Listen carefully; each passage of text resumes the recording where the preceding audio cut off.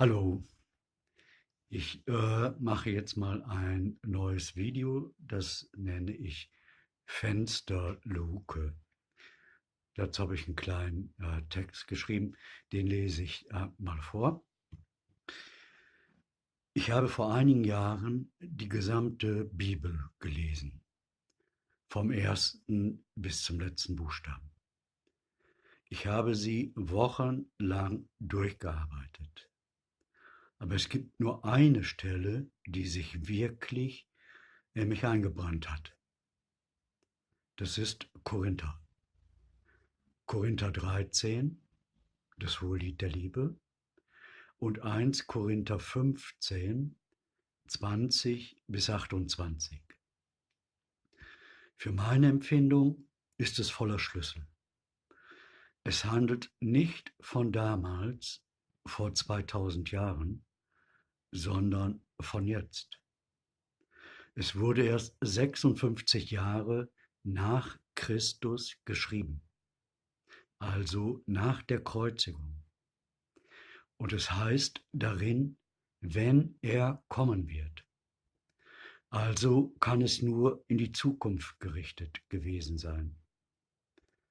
Es hat mich so sehr berührt und war für mich so absolut einleuchtend, dass ich dieses Info für mehrere Jahre an meine Fensterluke genagelt hatte. Das ist bereits einige Jahre her.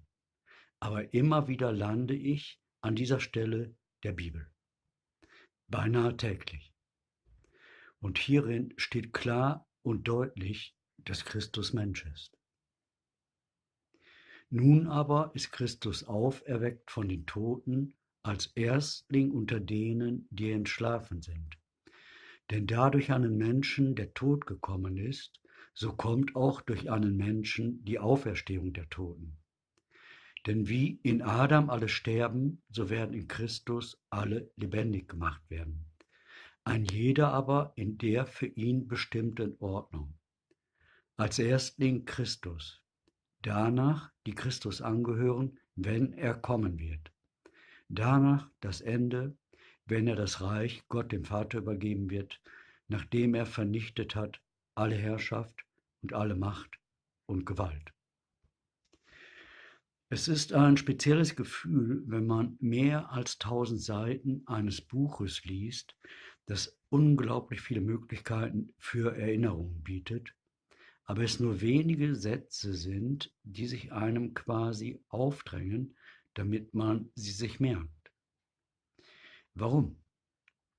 Es muss eine Verbindung zwischen diesen Aussagen und einem selbst geben, denn die Erinnerung erfolgt auch über eine emotionale Berührung. Besonders interessant ist es, wenn das, woran man sich erinnert, nicht das ist, was alle von einem erwarten. Denn sie haben andere geistige Ankerplätze, die sie auch von einem selbst erwarten. So ist es mir mit diesen wenigen Sätzen aus 1 Korinther 15, 20 bis 28 ergangen. Unerklärlich, tief berührend. Diese Sätze beinhalten auch, dass man sich selber am Ende beugt oder unterwirft. Das bedeutet, dass es in einem keine Herrschsucht, Neid oder Rivalität gibt und keinen falschen Stolz.